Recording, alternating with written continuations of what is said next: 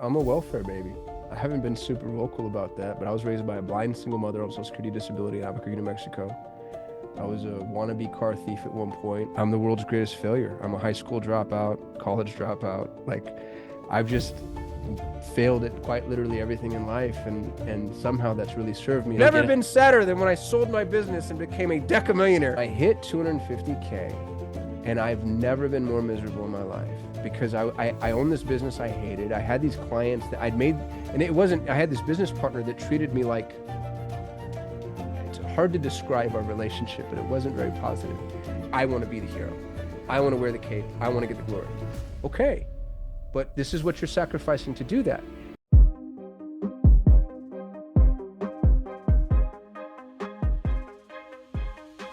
All right, welcome back to the Daily Mastermind. George Wright III with your daily dose of inspiration, motivation, and education. And we're joined by a great guest. I mean, we could probably do a couple hours with this show, so we're going to just try to keep it limited. But Kasim, it's good to have you on the show. Thanks for having me, George. I appreciate you. Listen, for those of you that do not know him, and there's probably very few of you, but there may be a few of you that don't know Kasim. He's built 7- and 8-figure businesses with multiple successful exits. Co-founder of a mastermind, as well as many other businesses. He's written 3 best-selling books, has been known for his work with Google and CRMs and all kinds of other things. But we're here to talk about something totally different today. We're going to talk about, I don't even know where to go with this because I want to limit it to the time that we have. And if you're joining us here today, you're going to be super glad we did, because if you're scaling a business or anything, we're going to talk about staffing. We're going to talk about scaling your business. So before I get into all that, and as you guys probably notice, I'm pretty excited about the topic we're going to have today. So before we get into it, Kasim, can you give everybody your background? Can you just, give us a little bit of the layup into what brought you where you are today? Because people probably know you from several verticals as a very, very successful, connected person. But I want to know a little bit of the backstory for people that are listening. I'm a welfare baby. I haven't been super vocal about that, but I was raised by a blind single mother on Social Security disability in Albuquerque, New Mexico. I was a wannabe car thief at one point. My little brother did 6 years on a 4-yard. Uh, I'm the world's greatest failure. I'm a high school dropout, college dropout.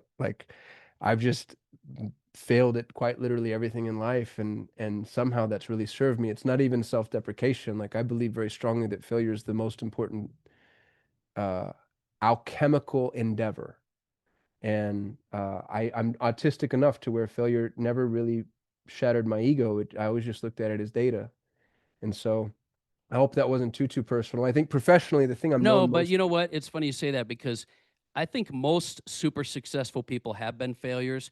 But it's not to say that that's what defines you, but it's Mm, definitely a gateway, a gatekeeper to success.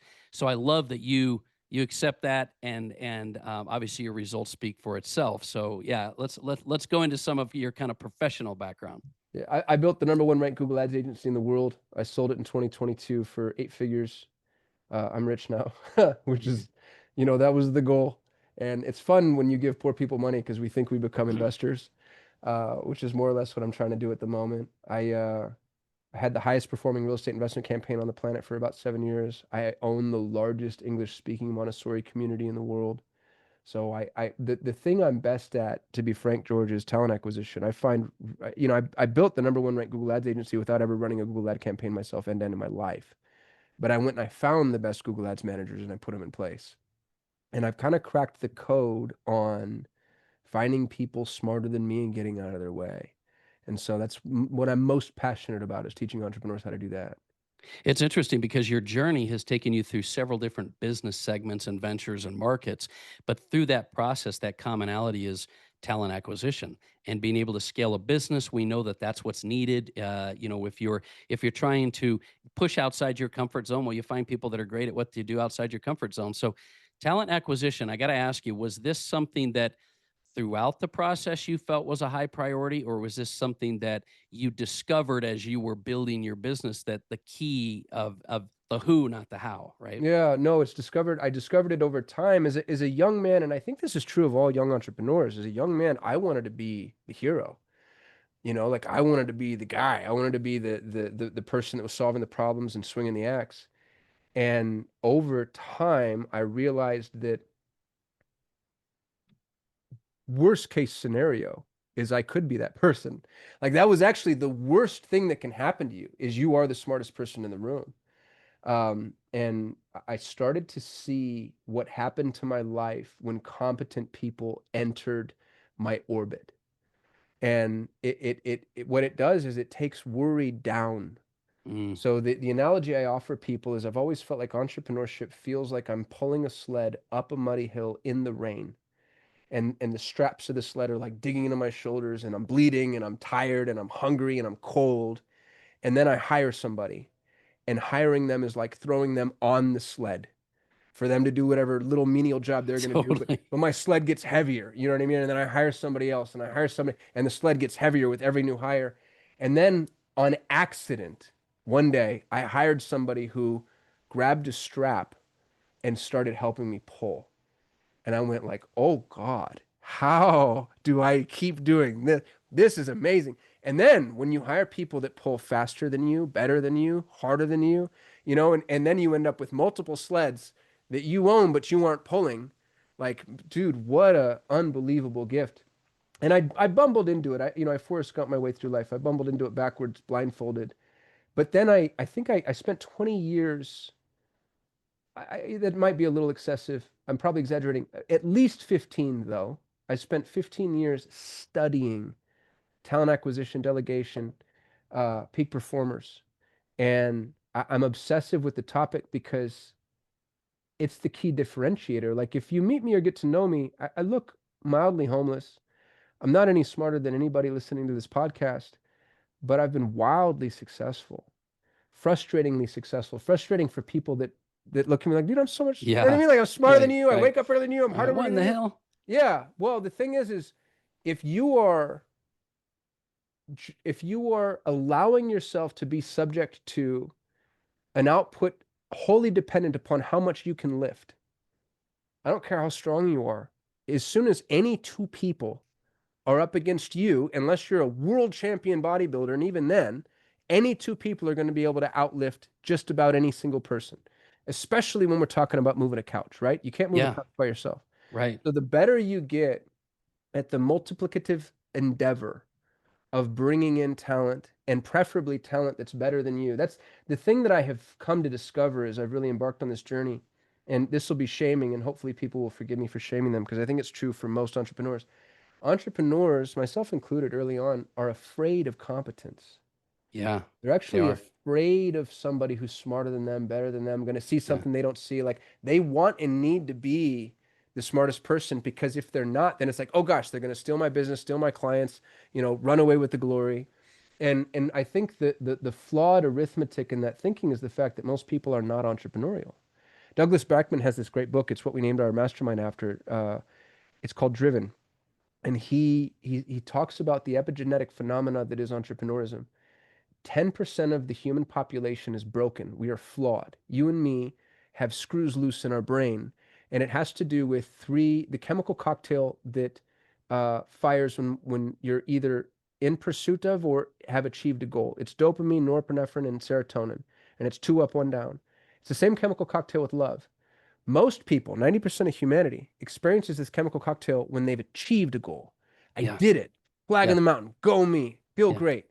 That's the farmer brain. Those are your employees. It's not a pejorative when I say that. There's nothing wrong with it. As a matter of fact, they're normal. 10% of us,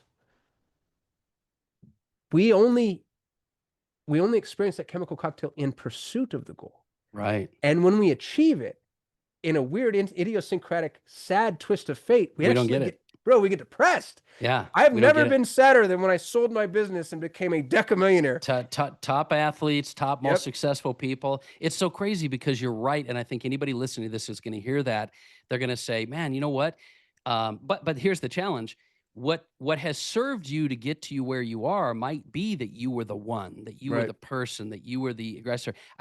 I'm curious to ask you because I feel like there's a tipping point for most people. They get to a point in life where they're like, I can't pull this sled anymore, man. I can't, like, I need help. And they stumble into it like you did, right? And then they start to say, wait a minute, like, why do I don't want to be the person? I can't even take a break without being Yeah. overwhelmed. So for you, and maybe this will answer the question, Was there a point that made you pivot and realize that that was the stuff? Usually I find entrepreneurs get to a point where they just like, I can't handle it anymore. And by default, they bring somebody on. And what do you do to slowly move that mindset? Because it's chemical, it's mental, it's everything where you're saying to yourself, I gotta be the one because if it's up to me, if it's gonna be, it's up to me, right? And I gotta make it Mm, happen. But you know damn well you can't scale your company if it's you doing it all and you're the yeah. one. So, did you personally have a thing or a pivot point that made that happen? And when you're talking to people, especially like mastermind related, how do you get them to shift there sooner? There's such a good question because you're exactly right. There was an inflection point where I just broke. I had a financial goal. I wanted to make $250,000. To me, poor kid, Albuquerque welfare baby, 250K. Are you kidding me? Like Right. that was all the money I'd ever need to. And I knew I wanted more after that, but I thought once I get that, I'll be happy. Mm-hmm. And I hit 250K, and I've never been more miserable in my life because I own this business I hated. I had these clients that I'd made, and it wasn't, I had this business partner that treated me like, it's hard to describe our relationship, but it wasn't very positive. And this person would go and sell clients on anything they'd buy. So we basically lied through our teeth because they'd go through and say like, "Oh yeah, we can do that," and then rely on me to be the fulfillment house. And I'm staying up late. I'm getting up early. I have no life. I'm being squeezed on both ends. I feel like I'm in the trash compactor in Star Wars. Just the Yeah, world, right. but I'm making the money that Slowly killing I you. Yeah. had one key performance indicator in my life, which was I wanted to make this amount of money. And so it forced me to really analyze my buy box. My business mentor taught me this when I started to make my exit. He sat me down and he goes, "You cannot forget that terms are more important than price." Mm, Because I'll give you $1 billion right now for any functional profitable business. I'll give you $1 billion. I swear to God, and I'll put it in writing. And then you say, okay, great. And then my follow up to that is, well, I'll give you $1 a day for 1 billion days. Those mm, are my terms. And now all of a sudden you realize, like, oh goodness. And I had set the price for success, but I hadn't set the terms. And when I started to reevaluate my terms, it really called into question some of my sacred cows. So, for example, for a lot of entrepreneurs, they don't realize it, but the terms they've set for themselves is I want to be the hero. I want to wear the cape. I want to get the glory. Okay, but this is what you're sacrificing to do that. And if you put all of the terms on paper, on the page, you start to renegotiate the terms with yourself first. yes. And I ended up meeting a young man. His name is John Moran. And John was the most proactive, hardest working, most integrous human I've ever known. And interestingly, he was my client. His father owned a company, and I had been brought on as a contractor slash vendor. And John was the worst client I've ever had. I remember distinctly there was this one, I owed them something. I was building like software for them, and I was outsourcing everything at the time, and I owed them a deliverable.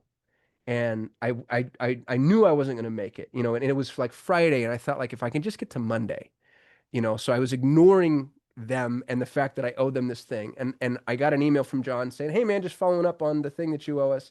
And I didn't answer his email. And then I got a text message and I didn't answer the text. And then I got a phone call and I didn't answer the phone call. And I'm just like, I'm just gonna hide long enough to get to the weekend where I can Yeah. actually get this damn thing done.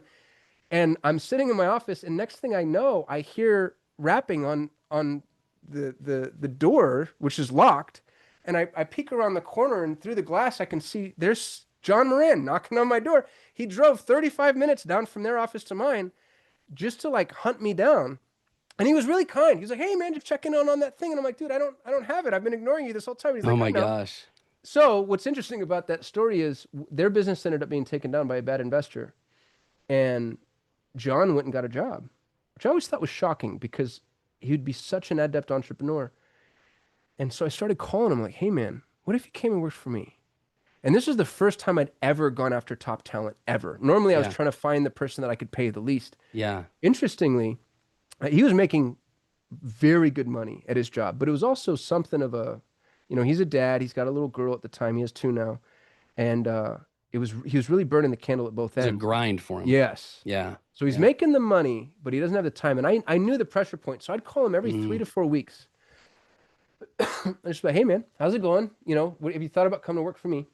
And he kept telling me, he's like, "Dude, you can't afford me. Like these guys are paying me very well." And he and I talked about what he needed, and I really truly could not afford him.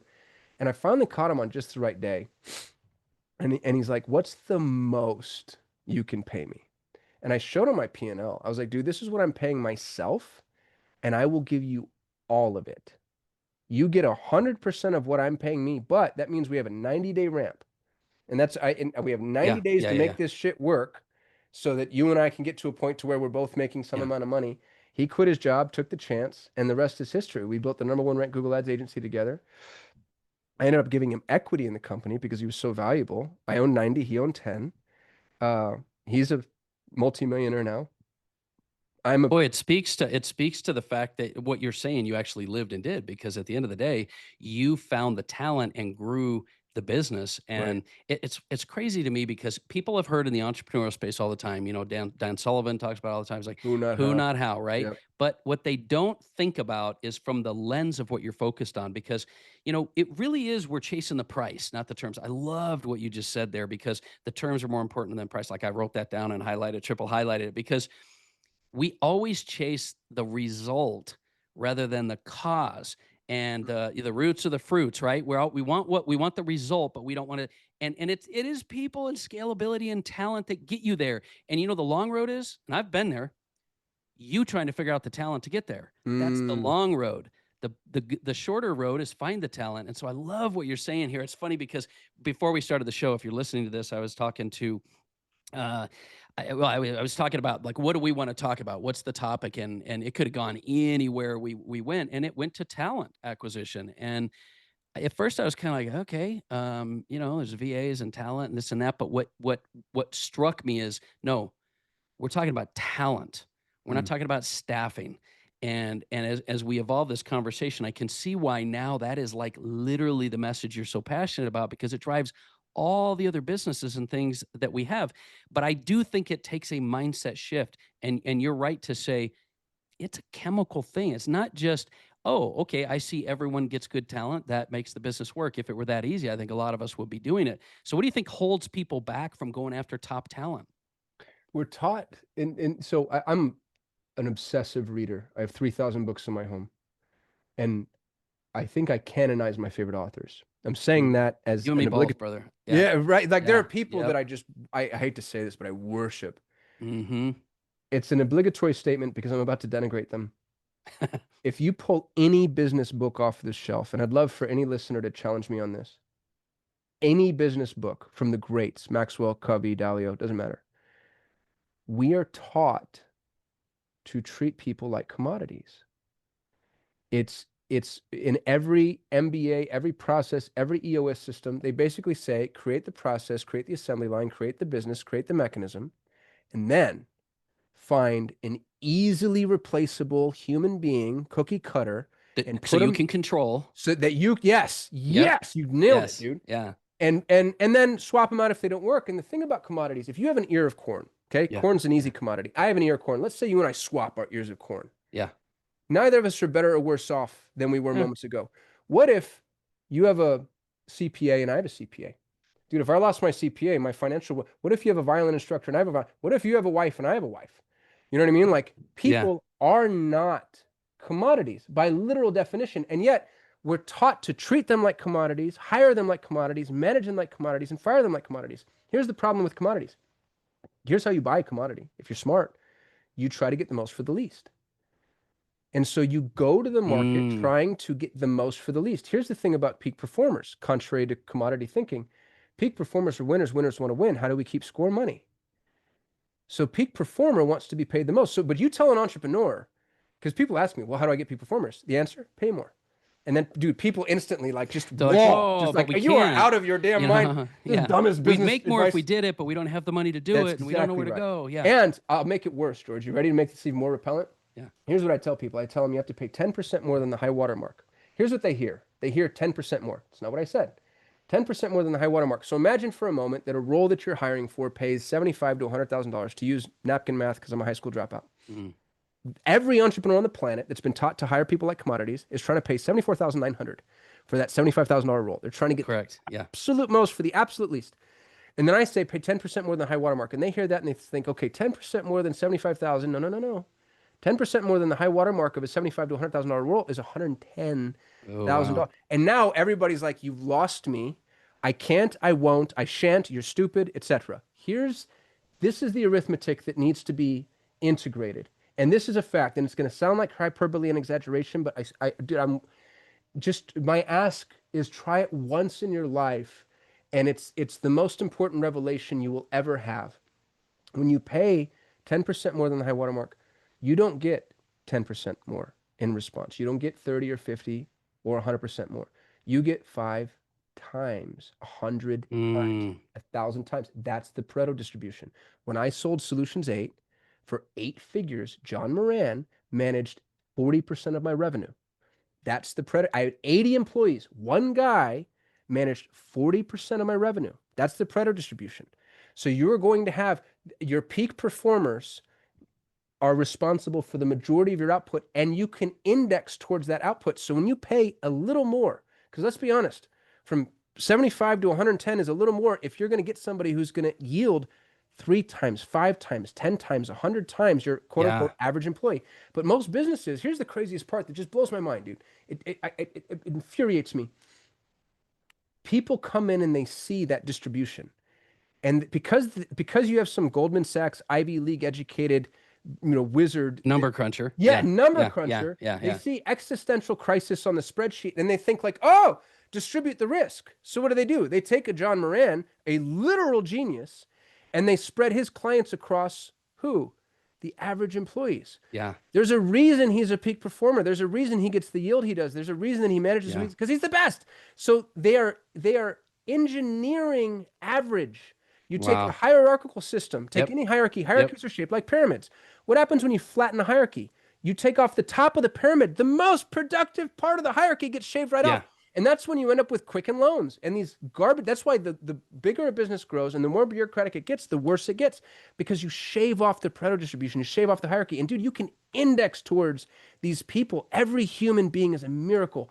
It's a religious truth that you have to believe, even if you're not religious. We're these ultra smart, hyper productive super apes rolling through space on these rocks, solving problems and creating shit that we can't even begin to wrap our heads around. Dude, it's amazing.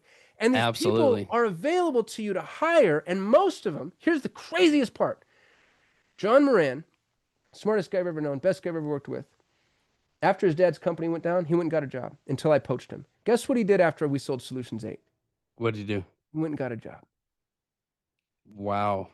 He could make $2 million. He and I sat down and did the math. He could make $2 million a year freelancing, being a business. He doesn't want to be an entrepreneur. Most people That's an don't. innate thing. Yeah, it really is. And Most by the way, people for those don't. that are listening to this that kind of heard us gloss over this, now I've mentioned it, so I know if you're listening to the podcast, you know. Um, talk to them about the Pareto effect.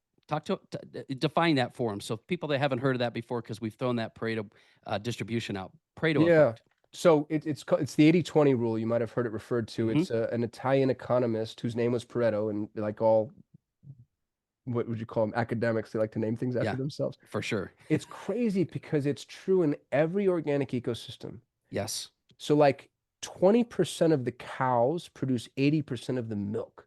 Yep. 20% of the criminals commit 80% of the crimes. 20% of your customers are responsible for 80% of your revenue.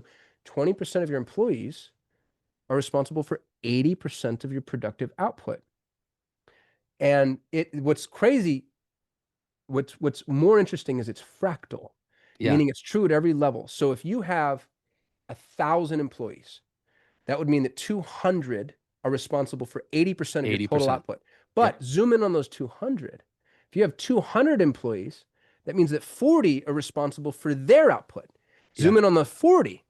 8 are responsible for that, and all the way down to 1.6 responsible for, roughly speaking, 40 some odd percent of the total output of 1,000 employee organization. One person is responsible for like 40. I've done the math because it's in my book.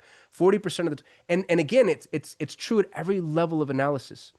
So you Well, and figure, it's not just a mindset. It's also not just a system. It's science, man. It, right? it really is. Right. It's economic, it's genetic, it's epigenetic. Yeah. Yeah, like every organic ecosystem, the Pareto distribution is true. And it's Universal not laws. technically 80-20. Really what it is the majority of your output is the result of A the few. minority of your, yeah. So Yes, the a few to few. the many. And sometimes, man, I've seen situations and instances where it's like 1% is responsible for Yeah. 99%. Yeah. You see that in ad spend all the time. I had $100 million in ad spend under management for years. and you would see It's one always just campaign. one piece of it Yes. that does it. It's funny. The reason I wanted to double down on that is because I think a lot of people, one of the reasons I want to bring this out in our show, in our daily mastermind, is it is, there are success principles. Success does leave clues. Right. There are universal principles. And until you really dissect them, which is why I really am glad you got into Pareto talent, you're really focused on this now, because it's one thing to say, all right, go hire more good talent. It's like saying, okay, I got to do more of the 20% because that's going to make me more money. But when you really get down into it, you don't realize the catastrophic and positive effects that can happen. Because, like you'll talk about with there again, Dan Sullivan, Dr. Benjamin Hardy, like they talk about, it's not about doing more of the 20, it's about making the 20 your 80 and doing Yep. more out of the box. And Dude, I so love that either, phrase. Make the 20 or 80. I'm gonna I steal that mean, from you. geez, That's dude, like so good. you could do a lot more. Now you're doing 80% thing with 20. No, it's, if you want to redefine things. And so I'm saying this because there's people listening to this in their business that are like, I got to level up. And they're thinking, how do I grow? How do I next level? How do I go more? When, what if they really understand the principle, that's where you have quantum leaps. That's where Mm, you go out and you don't say, okay, can I afford one more? Can I go get somebody? And like you just said, not 10% above the average. It's the way, it's the concept. If you're going to go, you need to go 10% above the top, right? So I like the way you think with that. And I think people need to realize that you've got to understand the principles behind things that are happening. So this led you to Pareto Talent, which I think is amazing. And you got a new book coming out, which I wish we could go deep dive into. But the beautiful thing about you is you don't need the money. So it's like you make this book available. Tell me about your book. Tell me about the systems, the process, templates, and stuff you put together around, because I mean, I know I'm asking you a lot here, but I want to know about the book. But it's because the question people are asking is, in their mind right now, is they're saying, how do I find, attract, or keep that mm, talent? Because the fear of not doing it is also matched once they do it with the fear of that person leaving or yep. wanting to go somewhere else. And I got to keep them happy. And other than maybe putting systems in place that inspire and motivate them to build and grow within. So how do you attract, find and keep? And I'm imagining this is all types of things that you talk about in your book. It's in the book that you can have the book for free. It's thehigherbook.com. The core thesis, let's say you don't want to read it. The core thesis of the book is it's the same mechanism that we use in sales, but just reversed for hiring. So the first piece is you have to be attractive to peak performers. If you go to monster.com right now, or job whatever, any job posting site, and read the job descriptions, they sound like prison sentences. Like, Yes. you shall comply with all rules and regulations, or you'll be flogged naked in front of your peer. You know what I mean? It's just like, I who, don't know if what, people actually read job descriptions anymore because it's like, did that get bro? generated in chat? It's like, Yeah, they're everybody else. garbage. Yeah. So if you're attracting peak performers, number one, pay more. Number two, be a fun, awesome place to work. You know what I mean? Like, give people what they want, because a peak performer can go anywhere. Now, here's what happens: is if you really are, if you're making an offer people can't refuse, which is why I say it's a sales funnel, you're going to have a ton of people enter the top of your funnel, and you're going to get overwhelmed. So the system that I'm giving people, and this truly is free, by the way, there's no ascension, there's no bait and Yeah, I switch, there's checked. It no, is. Yeah. yeah, there's no course, Love like it. there's Yep. nothing on the other end of this. It's all of it's free. I built a system that I call that I refer to as fly traps. So just to give you a couple of really minute examples, the top of my job description reads, if to apply, your subject line should read, "I actually read the instructions." And any subject line that doesn't say "I actually read the instructions" gets automatically filtered out. It doesn't even land in the inbox for the EA that's reviewing the submissions. Now, that's a really strong signal for somebody to actually read the freaking instructions, because when they read the Yeah. instructions, you'll see things like, "Please submit your resume as a PDF link with this naming convention." Now, I don't care that it's a PDF and not a Word document. I don't care that it's a link, not an attachment. But if you're going to be a remote employee, I want to know that you can pay attention and follow Yes. very simple instructions. You don't do that, you're filtered out. And so there's a bunch of little fly traps like that, and just in the submission process. And then there's soft skill fly traps. If I don't like your formatting, filtered out. If I don't like the way that you communicate, filtered out. And it's not me reviewing this, it's an EA with my instructions. Easy, easy instructions to offer. And then's the fun part. We're taught to hire people based off of resumes and interviews. Resumes tell you nothing. Interviews tell you nothing. So instead, I follow up. Let's say you applied for a job, George. I'd say, "George, I really appreciate you following all the instructions. Thank you so much. I've been hiring people for 20 years, and I know enough to know there's an interview is going to be worthless to me until we work together. How about this? I will pay you in advance for 2 hours of your time if you'll commit to a trial project. If you agree, send me your PayPal link." And then, and depending on where I'm hiring geographically, I'll make sure that the amount of money is commensurate to what 2 hours is worth. It's not going to make Sure. anybody rich, but if you're in the Philippines, paying people $20 an hour, great money. So it's like, hey, for $40, will you do a trial project for me? Here's the fun part. They send me their PayPal address or Wise or Payoneer or whatever the geo supports. I send them the money in advance, and then I don't send them the project. And you think like, well, wait a minute, Kasim. Ah, But now, let's say I have 10 people that I want to test. I spend $40 times 10 is $400. And you think, well, gosh, that's expensive. Is it? Is $400 expensive to figure out who's proactive, who's going to walk on you, who's going to steal? yes. So then I just wait. And what'll happen inevitably is you get ghosted by a couple, and then people a day or two later say, hey, you never sent me the trial project. I've had emails a month or two later saying, hey, you sent me money and you never sent me the project. I'm like, yeah, and I'm glad I didn't hire you. Yeah, 2 months later, it's like, Right. yeah, a So little bit then of they delay then they there. send me the Mm, follow-up I email. love it. Love I'll it. send them a trial project. The trial project is consistent with whatever role I'm hiring for. So if I'm hiring a graphic designer, it's a design project. If I'm hiring a project manager, it's a project management project. But I'll do other things like I'll send them, hey, you have to log into this box account. I'll send them the wrong username and password, but I won't tell them. And then I'll Mm, say, hey, based off of the scope of work, when do you think this is going to be done by? Let's say it's Monday and you tell me it's going to be done by Friday. But on Thursday night, I get a frantic email from you saying the password doesn't work. Little things wow. like that, fly traps, because again, it's a sales funnel in Mm. reverse. You're offering more than anybody's ever willing to offer. Because 10% the more than goal high is to watermark. find the talent, right? The goal Yes. is not just to hire. You're Mm, actually hiring. It's so funny. You're hiring for two skill sets. You're hiring for the skill set that is the a job, competency, right? Yeah. right? Okay. And you're hiring for peak performance. The Mm. type of person who runs through walls, finds a way around, solves problems, goes under, Which you goes over, can't, you will never know until you ever, don't know. unless you test for it. Yeah, until three Yeah. months down the road when you wish you had it, right? Dude, and actually, I believe, and this is where I get in trouble, I believe competency is secondary. I'd rather have somebody Mm, who yeah. runs through walls and needs to learn graphic design. Because they'll figure it out. Dude, 100%. Yeah. Yes, Yeah. yes. Yeah. So I hire for will, train for skill. And by the time I get to the end of the trial project, depending on if I'm hiring for a sales role, dude, I do some horrible things. I'll have people book time with me and I'll cancel 5 minutes after the meeting. Because I want to figure out if you're on the phone with the prospect, are you going to like curse me out because I missed are you going to follow up? You know what I mean? Like figure out the things that are relevant Mm, to the job and test that, stress test that. wow. Um, when you get to the end of your trial project, and I talk about fly traps a lot in the book, and I have hundreds of them. Yeah. By the time you do the interview, it's a formality because you know who you love and who you don't. And it's not uncommon, especially if I'm on a growth tear, for me to hire multiple people for a single role because I know I'm going to be able to fulfill. And dude, when you get to the end of a process like this, you have bloodthirsty killers, trained assassins. Like they're Yeah. amazing. And they pull. You want to talk about people that pull the sled for you?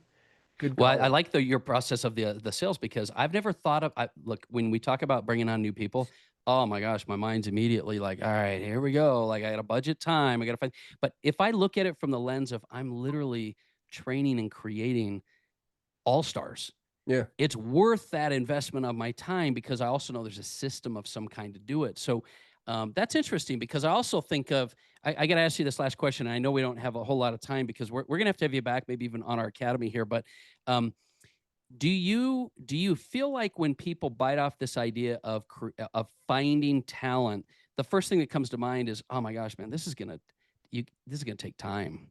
Like you Mm. got to be patient. It's gonna take months. Like to get talent, like you mentioned, you kept emailing John, you kept texting him, right? Is that always the case, or do you feel like with the right systems you can target, find, and get talent, top talent in like what should be an 3 weeks. expectation for somebody? It takes 3 weeks. Really, I mean, I've been doing this 50. It takes 3 weeks for really. most roles. Now, highly specialized roles, the time increases. It's finding the talent when you have the framework in place. Now, building your framework might take Mm. you longer because you Yeah, have to yeah, yeah, figure out the yeah. trial projects, figure out the fly traps. Once you have it in place, most of that time, by the way, is just giving people time to find the job postings and apply. Like the fly trap process is really, really, really quick, but it generally takes about 3 weeks. I But just if you're hired. looking to build a business and you know you're going to scale and you know you want to grow, which means you know you got to have talent, it's worth the investment to have Oh, something like this in because 100%. this is a ROI for Well, and then, years. dude, you keep the funnel full. When I had my Yeah, Google Ads right. Okay. agency, I was It's not a never one and not done. Got it. hiring. Yeah. The thing that will take time is when you bring somebody on, what entrepreneurs do incorrectly is they don't bring people on the right way. First of all, an employee is never going to run faster than they do in the first 90 days. which is Mm. insane because what most employers do is they're like, all right, we're going to start you slow and you're going to Yeah, go give you through training time. and you're Yeah. shadow Sally. Well, you just set the pace for this racehorse and you set them at 80% out of what I Yeah. do when I bring somebody on is I overwhelm them. I tell them, Yes. look, if you have 10 things you can Me get done too. in a day, I'm going to give you 11. I don't expect you to do 11, but I expect you to manage my expectation and I want them going and I want them going fast. Fire hose. Yep. Yes. The other thing that we do is, and this is just an expectation to understand, especially for any new role. So if the role is established, you don't have to worry about this. But if this is your first time hiring for this role, it takes 2 hours to delegate a 15-minute task, which Mm. is obnoxious because you look at it and you're like, I could just do this myself, or I have to spend 2 hours delegating it. But Yes. Yeah. once you've spent the 2 hours, now let's say it's a task you do every single day. On the fifth day, you're net positive. Mm. And then every subsequent day, you never have to do that again. So you have to be prepared for the creation of the delegation process and Yeah. to actually offer this person enough context for them to be successful. That's what But takes. it's your lens, right? Because at the end of Yeah, the day, if you're looking at it from a standpoint of I could do it myself, you're not looking at the long term. that's If you look exactly at right. it as even like within a week, and this is why you would recommend people to start with an EA? Like in other words, Dude, we're it's not the greatest there's a lot of incubator different role. places to go, but why not just if you're looking at your efforts and 80% of your effort and you're the one driving the ship or you're the one pulling the sled, if 80% of your effort could be replaced, what could you do? Yeah, dude, you just became my best friend. So this is what I tell everybody all the I time. need I'm like obsessed with four. this narrative. Yeah, I tell everybody your first hire should be an executive assistant before Mm, anything else I because agree. you're the least scalable part of your business. Yeah. And so if you hire somebody to just sit there and follow, the thing that's so funny, I had somebody hire an EA from us. He's a really close friend of mine. And he came back and he was mad. And he's like, dude, it takes her 4 hours to do something that would take me one. And I'm like, okay, what's your billable, dipshit? Yeah, When you're right. billing out at $2,500 an hour, you moron. Like, Yeah. what are you paying her? You could pay her Yeah. $500 Net an hour and positive. still be upside. Like, Net what net are we positive. talking about right now? Yeah. So yeah, they're never going to outrun But you, also, I obviously. think I think there's another. I didn't mean to cut you off, but I also noticed that a lot of entrepreneurs think, man, my stuff is so unique. But here's what's interesting: Mm, 80% of what you do, it might be only something you could do. yeah. However, you do it so often, you could systematize it, Oh yeah. Well, and dude, that's the other thing right? is these people, if you get a peak performer in there, yes, your stuff is unique. Absolutely. You know what? So are they. So is Right. this rock star that you brought on that, by Yeah. the way, isn't just as good, maybe better. Yvonne Boonen, who's now my business partner, he was my EA for a long time. Everything he did was better than what I would have done. I just stopped checking his work. I was like, dude, Yeah. just do the Yeah. thing. You know what I mean? Just do Well, I the thing thought you do. about that because the other day I was like, yeah, I could pull up with a client and within 5 minutes I know their site, their traffic, what they're doing, how they're doing. But I thought, you know what? I've done it 1,000 times, which is why I could be quick. But that means I could actually just systematize it and hand it to Yeah. somebody. So, well, dude, I got to tell you what, man, this is one of those times where I wish we could go a couple of hours, but I am super grateful. People are going to be listening to this like, man, George was in that podcast all for himself, but it was. I am. But at the same token, I think that there was some like serious golden nuggets and truth bombs here. People need to really tie into. So again, the best place for people to connect with you, I'm going to say, let's get them to thehigherbook.com so that they can Yep. get these topics and things. But how else can they connect with you? I shoot a YouTube video every single day. You can go to kasim.me, Kasim.me, and it has all my short links, my portfolio of companies, all my socials. I'm doing my best to be nerd famous. So if somebody wants to come and check out the content, I'd appreciate, You know what, whatever man? I'll vote of never forget confidence it there is. because it's just like awesome. Yeah. You can't mess that up now that you know. And the Pareto Talent group, this is something I'm going to be using. And I never like everybody knows on my show. I don't sell anything. I don't promote anything. But I've learned a great deal from you. So before we go though, do you have any last advice for someone? Now this could be entrepreneurs, solopreneurs, entrepreneurs. It could be somebody scaling their business, and they're like, all right, I get it, like I need to go talent now. Like where do they Mm. start? And do you have any like specific advice you would give them on what they need to do to shift into this mindset of I need to be a lead magnet for top talent? Yeah, fail. I think we've over-indexed towards education. We've taught entrepreneurs that all they need to do is learn. And so if you're listening to this podcast, first of all, good for you, because Netflix is amazing and there's some phenomenal media on there, right? Like that's way more interesting than I'll ever be. And it's not enough. For every hour spent learning, you should spend at least 3 hours doing. So if you're like, okay, I'm sold, don't go learn more. You have the information. Go do. post a job posting, see what happens. Like, and don't be discouraged when it doesn't work. Mm. You learn through failure. So just get out there and get messy, you know what I mean? Like, break something, find the reason that it failed 96% of the time, but the 4% that succeeded, and then follow that along. Like, go index towards action, would be my advice. I hope that's helpful. That's amazing advice. It's amazing advice because I think that not enough do we look through the lens of, guys, listen, if you're listening to this, we're talking to a guy who defined himself to a certain degree, not internally, but as one of the biggest failures The around. world's greatest failure. That's what I World's call greatest myself. failure, right? Um, think about that. A guy that's built what he's built, had the exits he's had, has the knowledge and success far above where a lot of you are at.